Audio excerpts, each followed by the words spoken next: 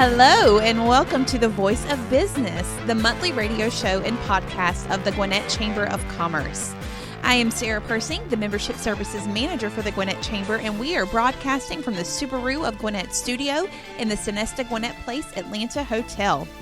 Each month, we feature and highlight businesses and business leaders that are members of the Gwinnett Chamber, and this month we are very excited to showcase some more of our recent Small Business Award winners. The Gwinnett Chamber Small Business Awards showcase those that dare to start, sustain, and succeed in the community that supports them.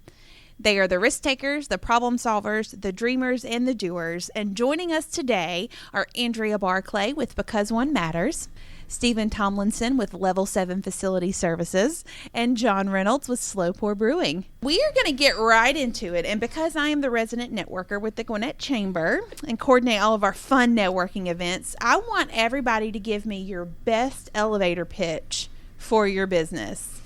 Andrea, don't look at me like that. You're a pro at this. You're a pro at this. All right, Stephen, we're going to start with you. I'm first. Okay, well, Level 7 Facility Services is a commercial and industrial cleaning company, and we are managed closely by our principals, me and my partner, Dave Hollister. And we have built our business solely on the concept that we don't want our customers to ever think about us, ever. Because in the cleaning business, you're the offensive lineman of the service industry, and as soon as you do it wrong is when you're going to get noticed.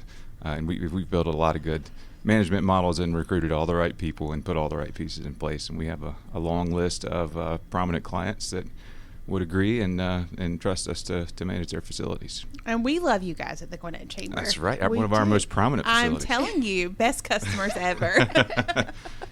All right, Andrea, same question to you. Give us your best elevator pitch. Sure. So Because One Matters is a nonprofit that serves foster kids in the state of Georgia. We're based in Lawrenceville. We strive to positively impact the lives of foster children that we serve. We do this by creating lasting memories, sharing love, and empowering them to flourish into adulthood, and to help provide the young adults that we serve to graceful transition into adult living. All right, and John, give us your best elevator pitch about Pour. So Pour Brewing Company, we're also based in Lawrenceville, and we believe that the moment matters. And so for us, that means coming together with family and friends and community and enjoying a beer together, or just playing a board game with your kids. We're very family-friendly environment, so we have things for the whole family to enjoy. Awesome. So. You guys do have a great facility. And they hosted, I'll give a little shout out to Pour, coming back post quarantine or lockdown as my child calls it. Pour hosted our very first in-person event in July when we were able to open back up and gather again, and it was fantastic to be there and to be able to see people again. So their facility is great. You guys do have a great facility. Thank you. All right, John, we'll give you the next question. Your organization won Small Business Award winner with 6 to 24 employees, and that's pretty big. That's like Small Business of the Year for that category of employees. What did that mean to you guys at Pour? When we came to the awards show and I was looking over the list of the other nominees in our category, I was just thinking, well, we're just here to support whoever wins this category, because there were so many great businesses that were nominated. And then there was that video that plays along with the award winner, and our video came up, and I was like shocked a little bit, So it was huge for us, and for me to be able to be there and to accept the award, other than having to give that 30-second speech, which I was like, can we bypass that? But yeah, it was huge. Meant a lot to us just to know that, especially with this year and everything that's gone on, for us to be able to pour into the community and be able to receive that back through this award for us, it was kind of a culmination of that for us. Absolutely. And for companies and organizations that were hit so hard, which is the vast majority of businesses, for recognition like that, I know that was huge for you guys and something you're super proud of. Yes, absolutely. Awesome. Well deserved. Yeah, thank you. All right, Andrea, same question to you. What did winning community contributor award mean to you guys? You know, as a nonprofit in the community that constantly gives back, and that's just what you do and what, you know, you guys are made up of. What did that mean to you guys? I would have to echo what John said. You know, when I saw the names, I was like, okay, yep, I'm not winning. And then when I saw the pictures come up, I'm like, oh my God, I just started crying because this was just like, 2020 has been a tough year for us. We've not been able to do any fundraisers. We've not been able to do any of our programs that we had scheduled. It's our 50th anniversary. We had a gala that we had to cancel. So this award really meant a lot to me because I was a little bit down because I'm like, okay, how do we get back up from, you know, start back over? And so it was a confirmation for me that you're on the right path. We're on the right path. So it was really appreciated. And I know awards like this, you know, none of you guys do what you do. You didn't get into business for recognition. You didn't. You did it because you got into business because you had a passion and you wanted to live out that passion. But it always just means so much when every ounce of your hard work is recognized, and especially with you guys who just constantly, that's what you are doing, is you're giving and giving and giving to a very, very needy cause in our in the whole, you know, in the country, but especially in our little area of the world. I know that had to mean a lot to you guys, so y'all are doing great work. Thank you. Great work. And Stephen, you guys won the big 25 plus employees category. How did that feel to you guys? Oh, man, we certainly weren't expecting to. I mean, it's obviously a big field of finalists, and we were happy to be there and be mentioned. But you know, for us particularly, the cleaning business can really be a thankless job, and the people who are out there doing where the rubber meets the road, doing what really matters. We try our best to make sure that they know that what they do is appreciated, but when you get to share something like that with them and say, you know, look, this is the kind of meaningful stuff that because you care about your job the way that you do, Absolutely. you know, it really makes a difference. And so I think that was kind of the biggest thing for us, is to be able to share that with our team. Absolutely. And Yeah. you guys had a good little cheering section over there. Yeah. That was good. That, you know, and I was telling a group earlier, when we get, as chamber employees, we get so attached to you guys, and we are your cheerleaders, whether you see it or not. We just get so into what you're doing, and we adore you guys. And then when you get excited when people win, and then you cry when people win. Like there was a couple of them this time where I was tearing up over there just watching the videos, and that video at the beginning that shows all about small, that gave me goosebumps, y'all. So it means, I know it means a lot to y'all, but it means so much to us that we can recognize you guys for all of the work that you're doing in the community. We're going to stick with you, Stephen. How about that? You ready? Sure. Okay. Bring it on. What inspired you guys to start Level 7? Really, the last big recession is sort of at the root of it.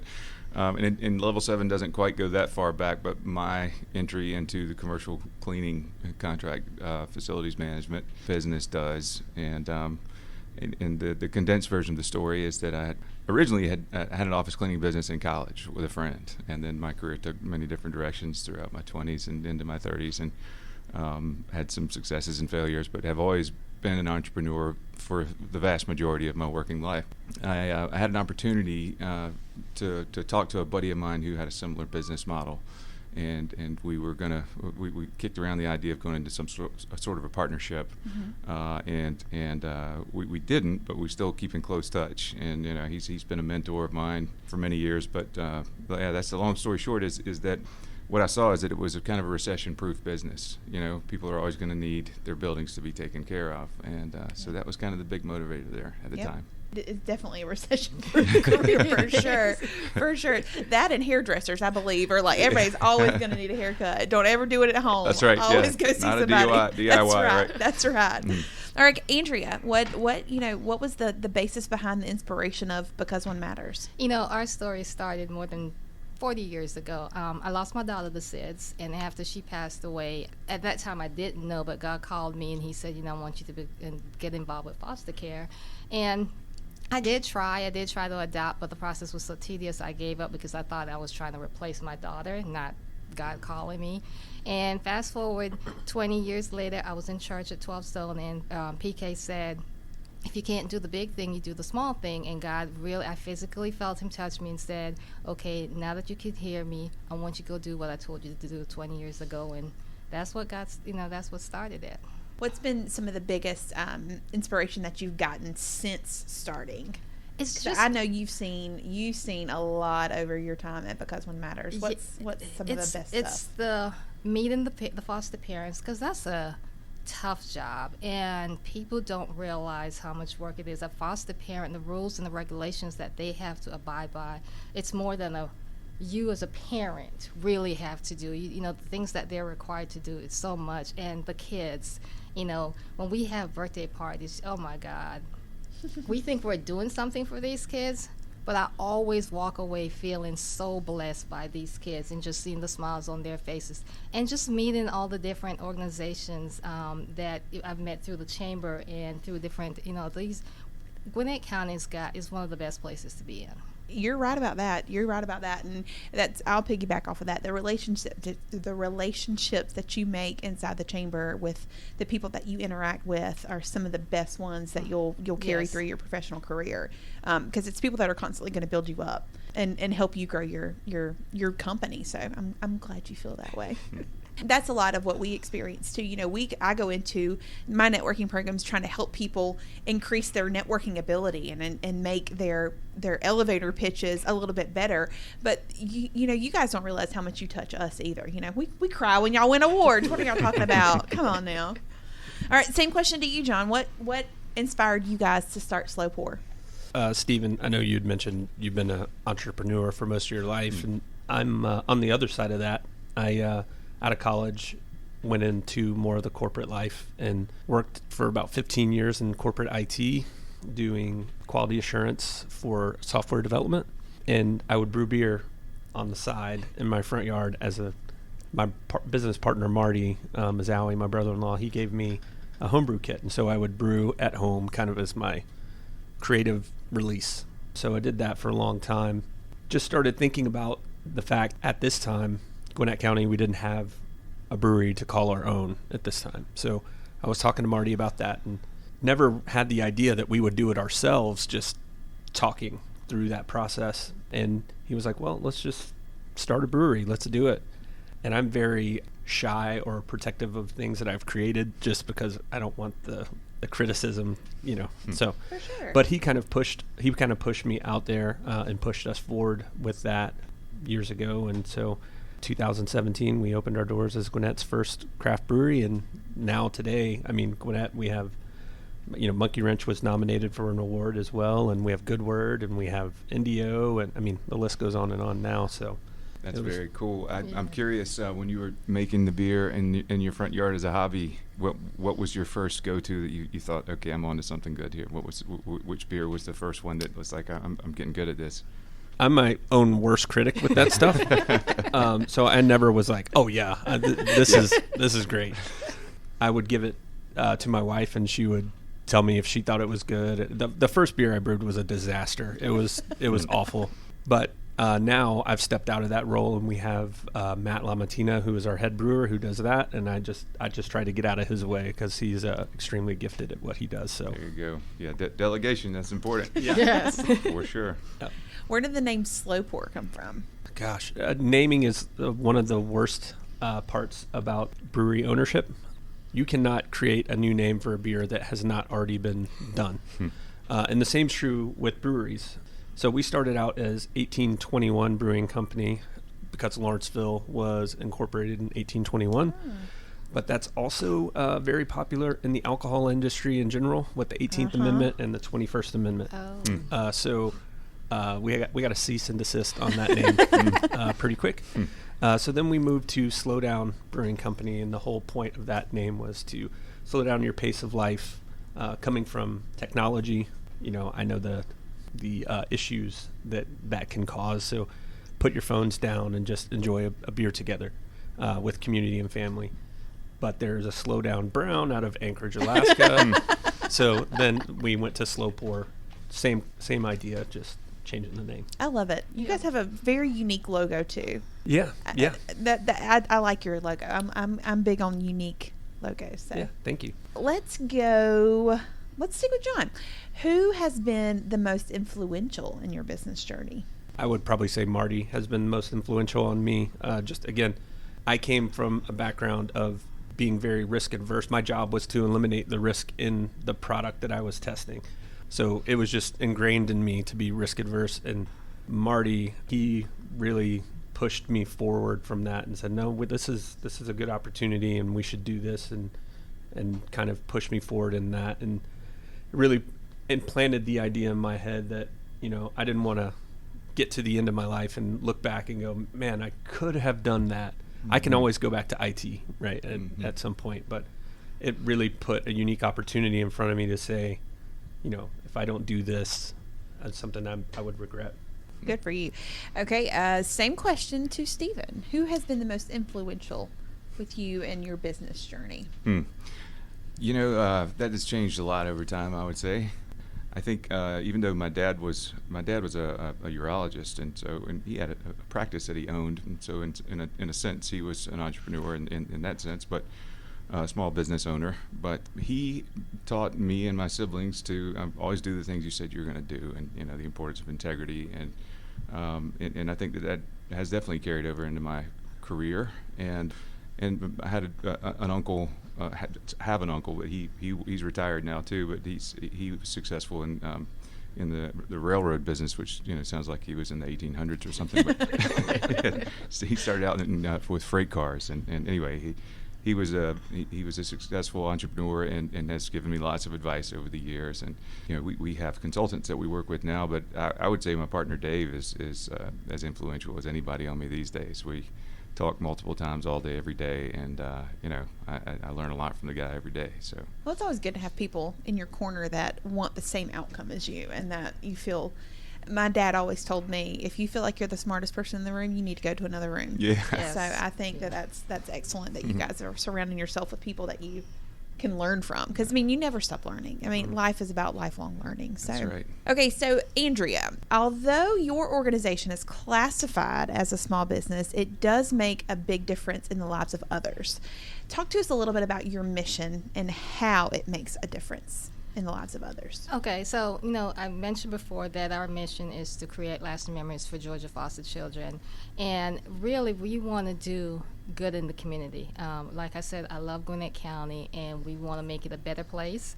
There are more than 14,000 foster children in the state of Georgia, of no fault of their own. Their homelessness or the absence of having a stable home, a permanent home, leave them a lot of time feeling scared, abandoned. And our goal is really to show them that they matter, that they're loved, that their circumstances don't define who they are, and they shouldn't let it define them, that they're beautiful, that they're smart, and that they could be anything they want to be.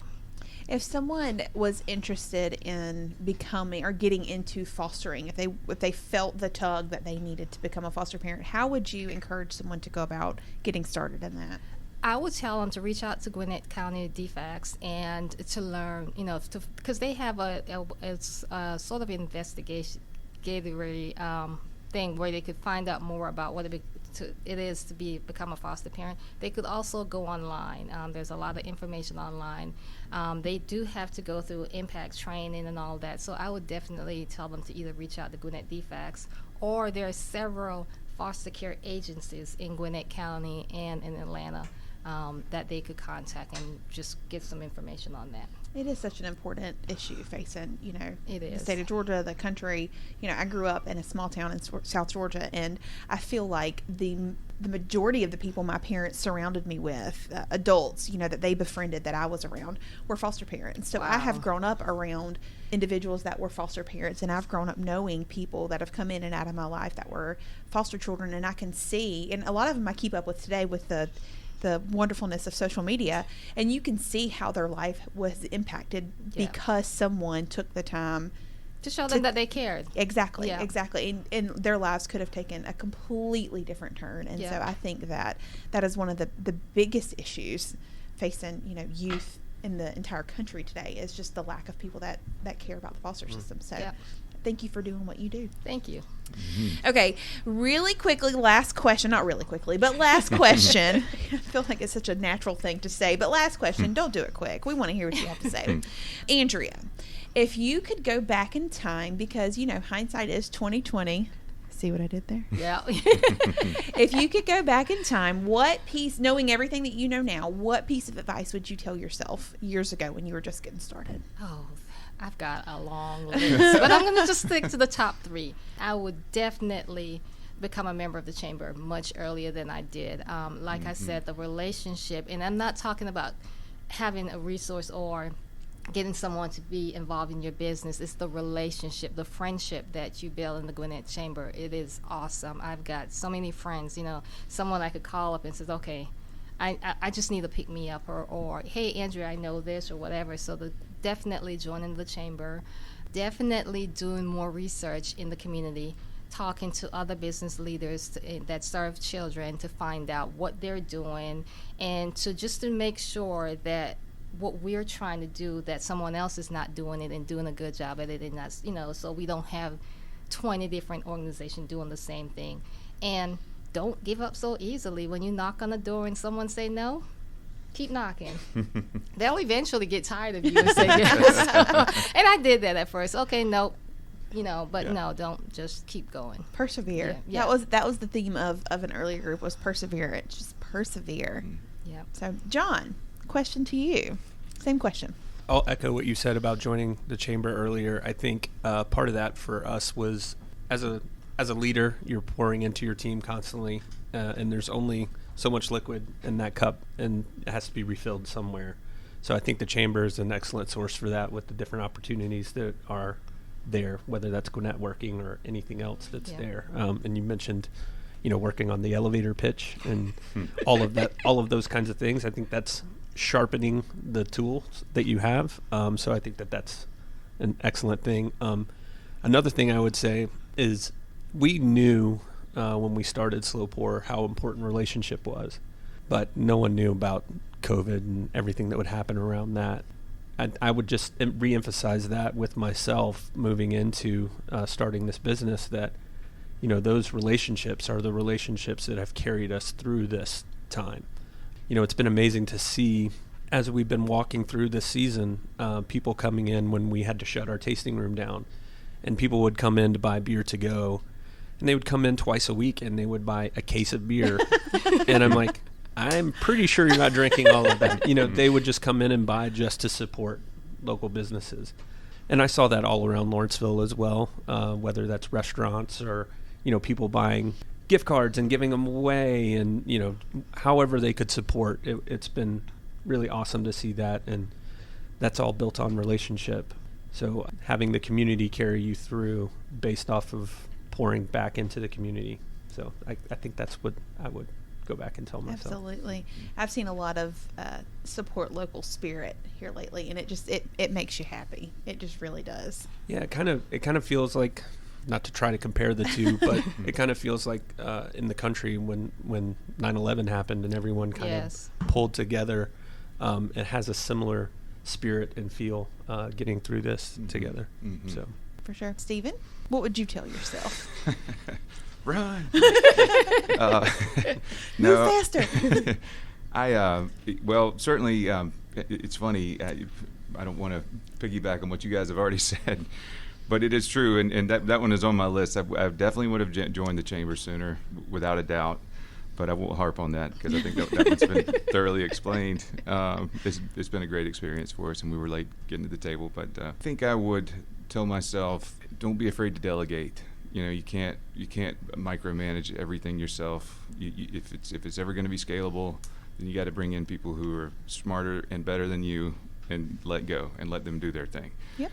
And once we started doing that is when we really got some traction. But it took me a number of years and long work weeks before I figured that out. Long work weeks. We're all still working hard, but it feels like these days we're working smarter and we have all the right pieces in place. For sure. Work smarter, not harder. That's it. And that had a lot to do with me sort of letting go, which was not easy. I struggle with that too, to be honest. Like it's something as simple as if the tables in the ed room have been moved and I have to put them back. It's gotten so bad to the point where if the whole staff is in there, they'll say, Sarah, how are we supposed to put these back? Yeah. I'm sorry. I'm so OCD. So I struggle with the identify. same thing. It's awful. Yep. It's awful. I'm like, no, it's fine. I'll do it. I'll do it. Mhm. So, well, thank you guys so much for being here with me today. I've thoroughly enjoyed hanging out with you. Y'all are some of my favorites in one room, so I'm glad that we got to hang out today and talk to you a little bit more and celebrate your businesses and celebrate the win, because it's a huge honor. You know, there's thousands upon thousands of businesses in Gwinnett County, and for you guys to be recognized as the creme de la creme, you know, there's something to be said for it. So congratulations again. We're super happy for you. Absolutely. Thank you. Thank you. And thank you again to Andrea Barclay with Because One Matters, Stephen Tomlinson with Level 7 Facility Services, and John Reynolds with Pour Brewing Company for being with us today. This has been the Gwinnett Chambers radio show and podcast, The Voice of Business on Business RadioX. You can enjoy any of our episodes anytime by visiting businessradiox.com, selecting the Gwinnett studio, and then clicking on The Voice of Business. Until next time, I'm Sarah Persing, and you've been listening to The Voice of Business on Business Radio X.